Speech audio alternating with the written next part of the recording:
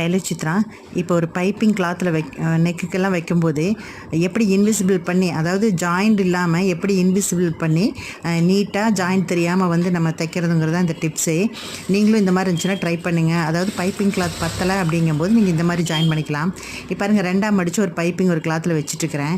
இப்போ எக்ஸ்ட்ரா வந்து இவ்வளோ நீளம் வந்து நமக்கு பத்தலை, அந்த சாண்டில் கலர் வந்து பத்தலை.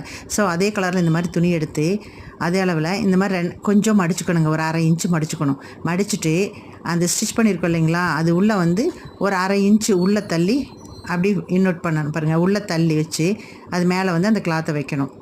வச்சுட்டு இதை வந்து அப்படியே 2ஆக ஃபோல்டு மடிக்கணுங்க. பாரு, நான் வீடியோவில் காமிச்சிருக்கேன் பாருங்கள்.